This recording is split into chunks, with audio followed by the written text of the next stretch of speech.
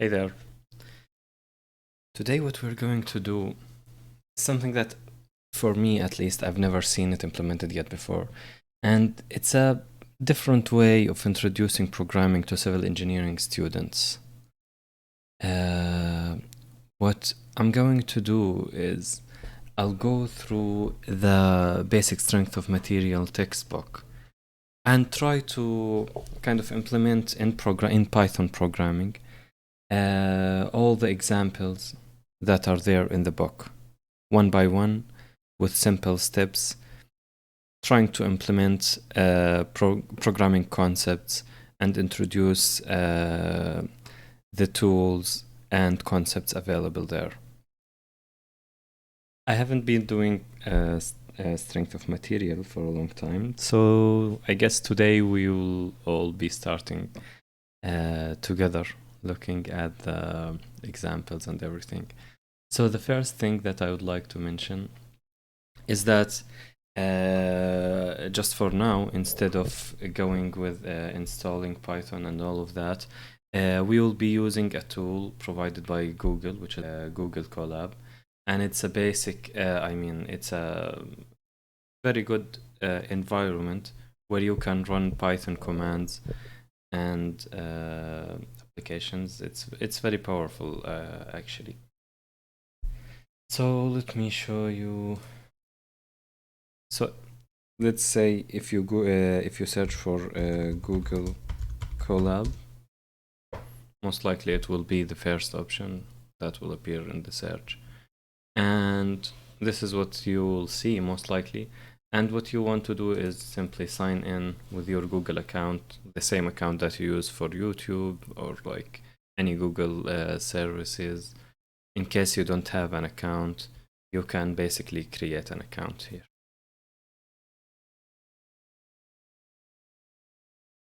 If you do have an account, what you'll see when you go to Google Colab is something very similar to this. And from here, it might be not this dark color. This is just the theme that I'm using. It might be the light theme, but what we want to do today is let's go with a new notebook.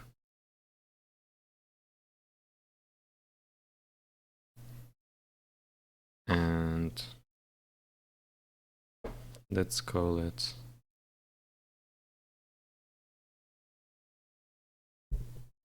sample problem point one. And this is basically like the first sample problem in the textbook. The textbook that I'm using is Statics and Mechanics of Materials, 3rd edition by Beer, Johnston, DeWolf, and Mazurek. Not sure that I'm pronouncing the names correctly, but this is basically the book that we'll be going through. It's one of the famous books in introducing strength of materials to civil engineering students. So the problem goes like this. Two forces, P and Q, act on a bolt A. Determine their resultant. Okay. So here we have the problem. So there are multiple ways to approach this problem. For our purposes,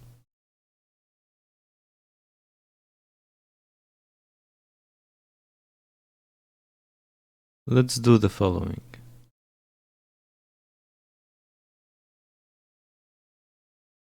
So for our purposes, let's do the following.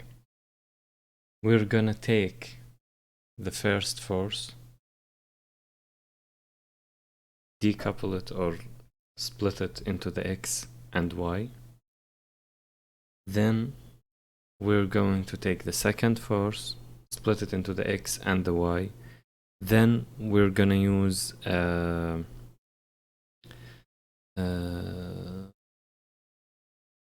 Pythagoras' theorem to find the resultant, which should be very simple. So let's go with that. And what we're going to do, let's actually do it a little bit different. Let's do it this way. Let's say that a class force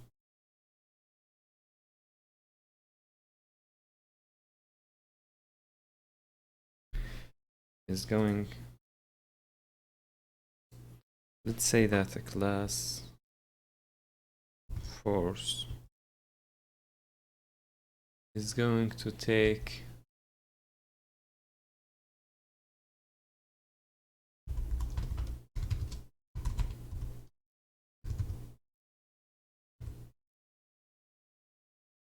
so right now what I'm doing is that I'm defining a class. A class basically defines a type of something or a family of something. Let's say, for example, a human.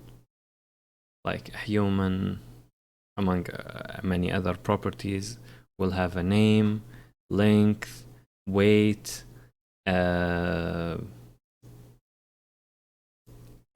like many other properties that are specific to each human, but the same property is shared among all human beings. The same goes, for example, for cars. Car can be of a certain model, it can be of a certain build, of a certain color, but all cars have a build, a production year, a color. So that's basically what a class is. So what we are trying to do here is to define a class for forces. Okay. So the underscore underscore init underscore underscore function in a class basically takes the properties with which you want to initiate a certain instance. And like throughout the example, you will totally, and I'm pretty sure you will totally understand what that means. So just go along for now and you will see the point. One thing is that like in a class, you do need to pass a self. A self here just means the instance itself. So when we define the first force, which is P, it will be referring to the properties of P itself, not the properties of every single force there is. So that's what we are going to do now. So what we will pass is self. We need to have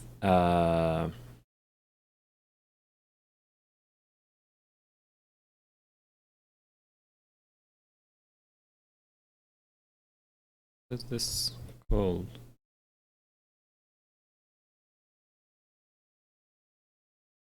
Magnitude and direction. Okay, let's say we need to pass magnitude and direction. So self dot magnitude equal magnitude self direction. So basically what we are saying is that these two properties that we are passing to any instance, any single instance, will be taking as the properties of that instance. Because this is programming, you basically need to tell the program exactly what to do, and that's why we have to do these things. If you feel you don't understand what's going on until now, follow along, and I do believe you will be able to see the point from here on. So what we did is that we defined a class for forces. Each force we will be creating, each instance of force that we will be creating will have a magnitude and a direction. Okay. Now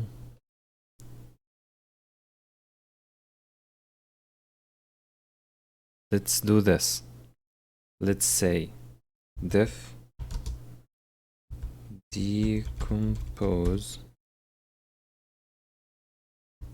which will take the instance,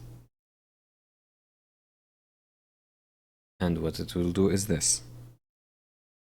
It will give us x equals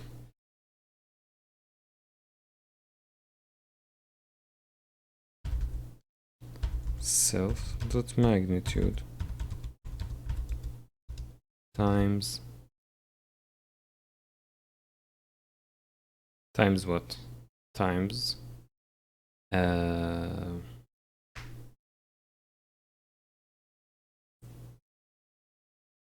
cosine 20, right? Let's check that. So for this force, it's 20 degrees. So cosine 20 is 0.4 and sin 20 is 0.91, which means for the x, we do need to take the sine. For this, we do need to take the cosine. So for this one, it will be for the x, it will be the sine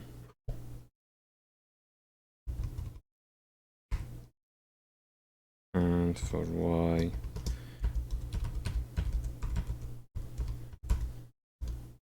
it will be the cosine. Okay, so we do need the sine and okay, the yeah, so the sine of what? The sine of the direction. And let's clarify here that direction is in degrees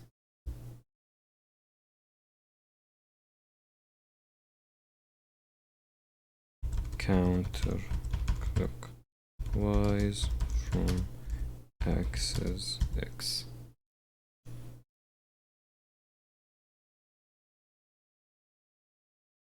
I actually did put this comment here. And you basically see how I'm creating the comments. You can either use the first type, and we will talk about it later, but this is the basic type of command. You put a hashtag or whatever, like the pound sign, and then whatever you write after that pound sign basically doesn't get executed. So it's basically just a comment.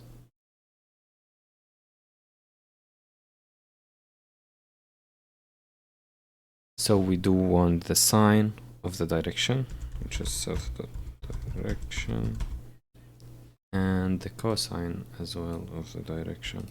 So let's copy this and put it here.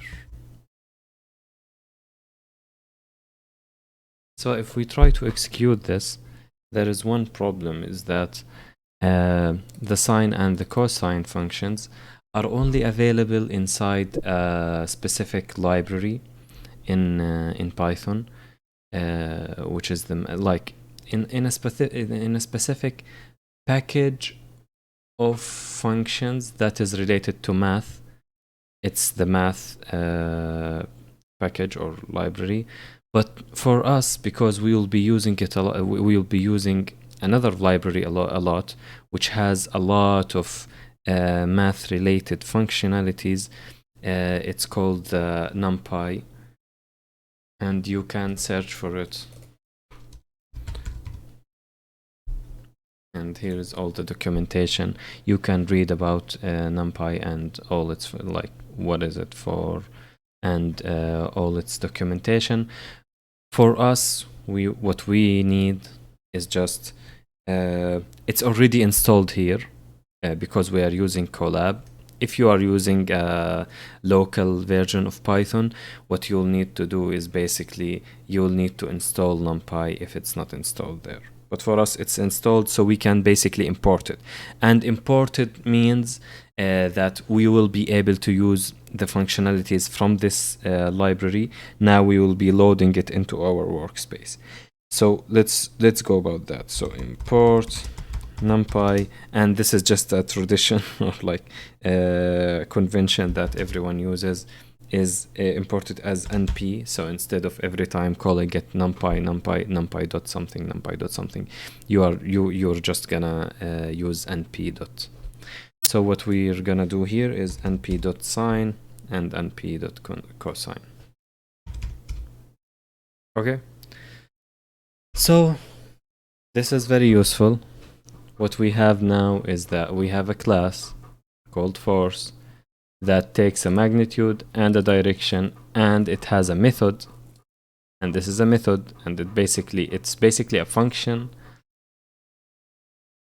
that takes the instance itself, and we didn't return yet, and returns the x and y magnitudes.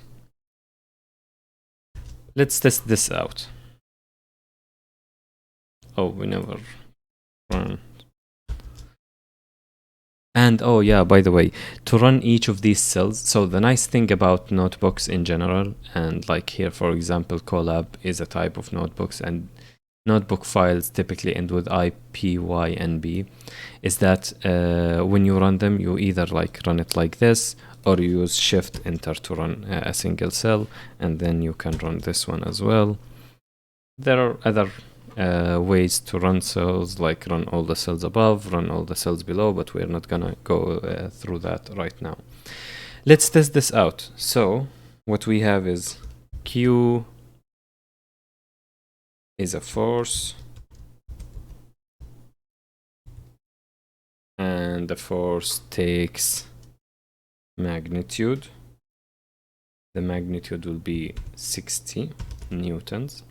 That's what we have here. And it takes a direction, and the direction is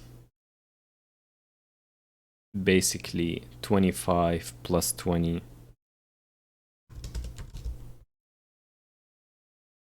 And you can execute it like this directly in Python.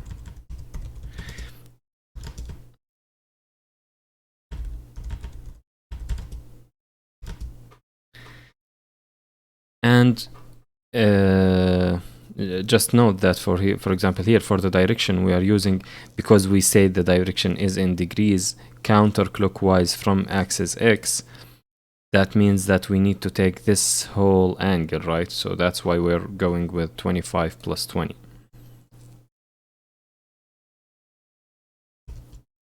And if we take x, or let's do this. So q dot decompose is going to return the x and the y. So basically q in the x its magnitude is 51, and in the y its magnitude is 31. We can apply the same for p, right? However, let's do the following. Instead of going so okay, let's first do it as you would do. So P is also a force, but its magnitude is 40, and its direction is just 20, because that's the angle from the x-axis, right?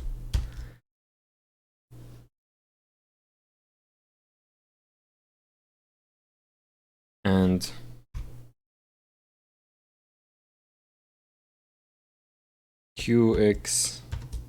qy is qx, qy is q dot decompose. Actually, like, instead of using decompose, let's do this. Let's call it xy. So q xy, and let's run it again so that we have it. And px py equals p dot xy.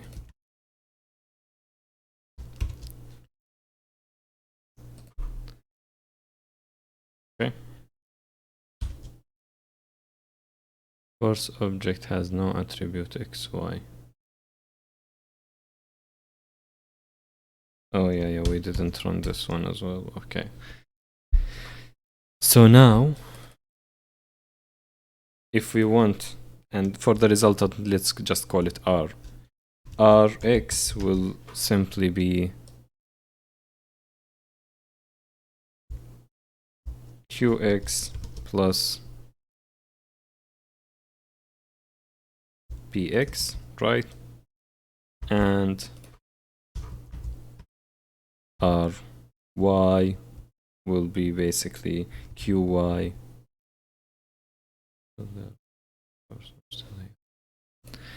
and py.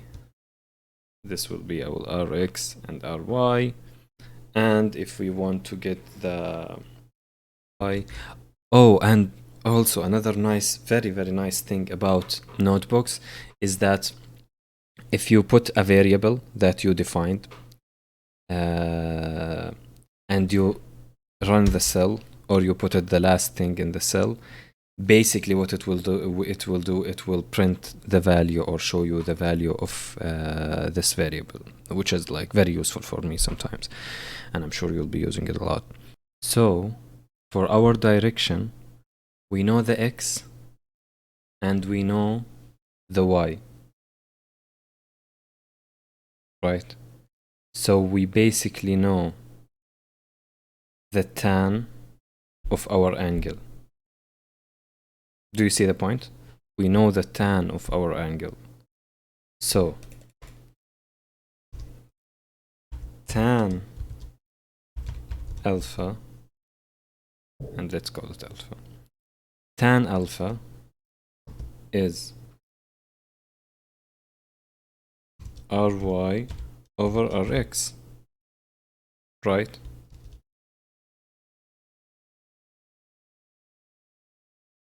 And now we want the inverse, tan inverse, to get the angle itself. So I don't know, for example, the function to get the inverse of the tan. So let's search Python numpy tan inverse.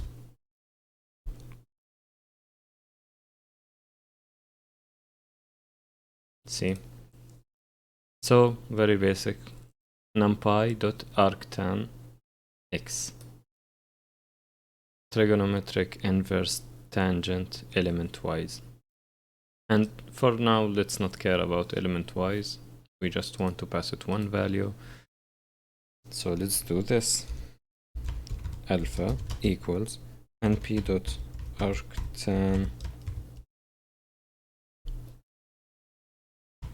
tan alpha. And let's check out alpha. Right. So let's check if this is returning.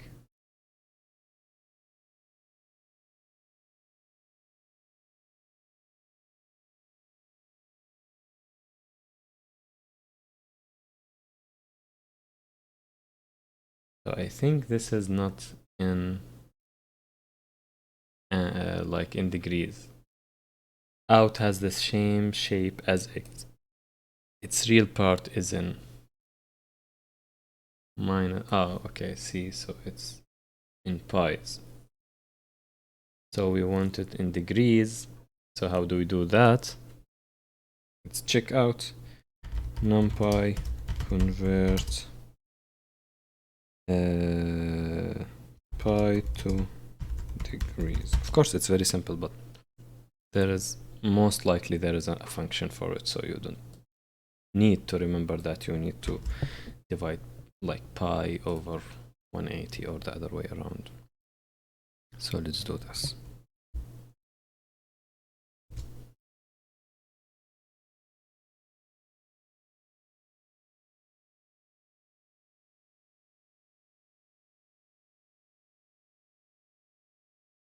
So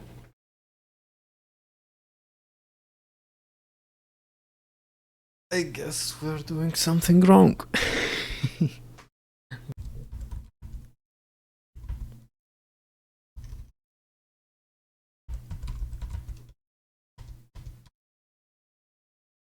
Yes, this is exactly the number that they have. See, that's very, very normal. That's why you need to keep testing. Yeah. These errors always occur and they cause a lot of confusion. Oh, actually, now this should work as well.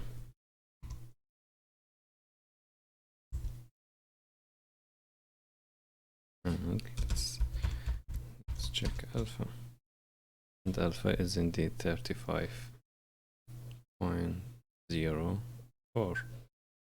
So, since we now have a good way of producing R and alpha, let's put this in a function.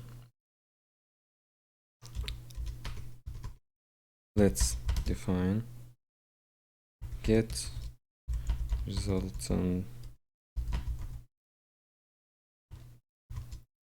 that will take list. Let's make it any number of forces, and that's the very, very nice thing about programming. Let's do list of forces, right? So for our list of forces, what we will do is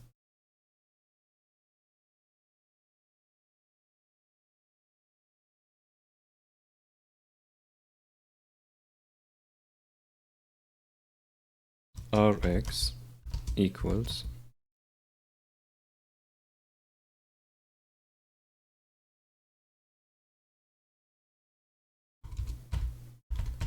the summation of a for loop. Okay, so for this for loop, what we will get is this. Look, we will get force dot xy. Yeah, actually, you know what, let's do this. So basically what I'm thinking to do is, as soon as you define a force, it decomposes into x and y. Let's do this. Yeah, self dot x and self dot y equals self dot xy. So basically this will apply this method inside, and it will return x and y, and that will be defined as the forces x and the forces y. Do you see the point? Yeah. And that's what we're gonna use here is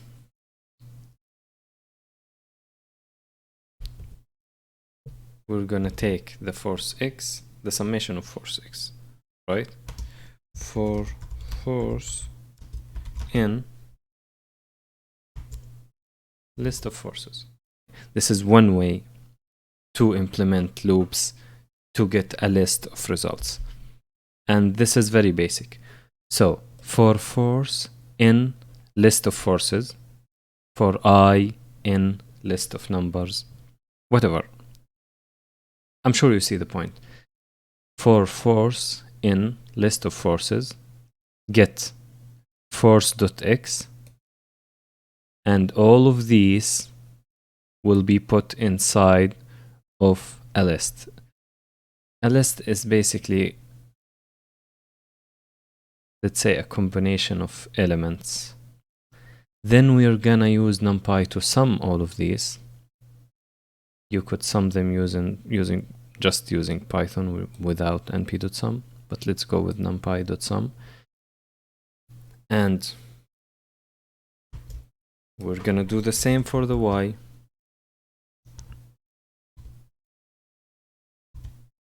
Right?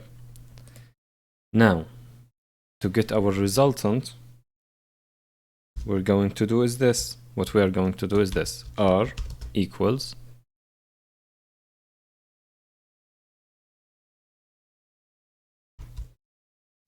this same thing. Okay, so let's continue. Because we have Rx and Ry, we can simply use the same function. Tan alpha is this, and alpha should be this. And what we want to return is R and alpha. Okay, and so now we basically defined all of that. Now let's test it out in this shape, in this new shape. So Q is a force, P is a force. I want to get a resultant of, and for list of forces, what do I want to see? What I want to see is so basically list of forces, and this is how you define a list in Python. It's very simple. Square brackets, and to separate elements you use a comma. Very simple. So Q and P, this is what we're gonna pass, and this is the list of forces, and let's test this out. Yep, and this is exactly what we are expecting to get. So the first number will be the R, or the resultant, and the second number will be the alpha, or the angle from like counterclockwise from the x-axis. And these are exactly the same numbers that you would get if you use any of the methods introduced in sample question 1.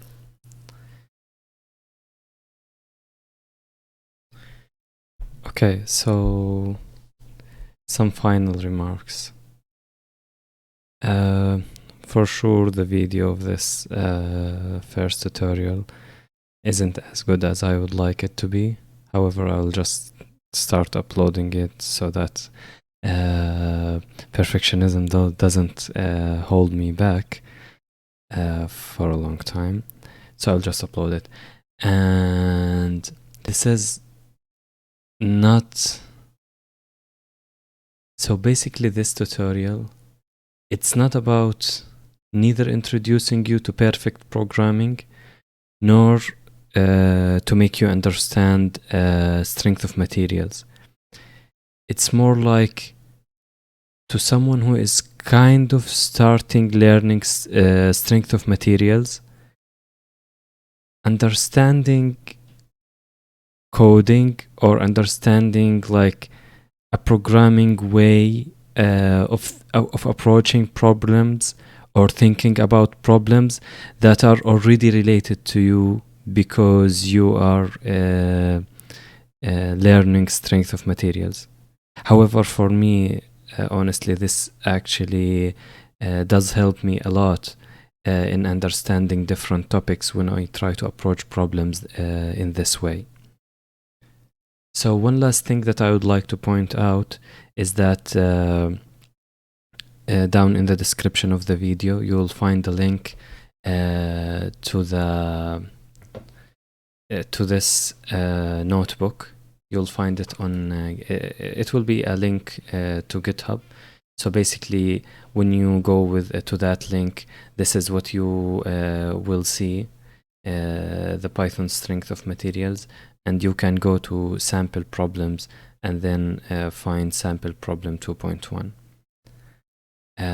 Thank you very much, and yep, that will be the first video on this channel.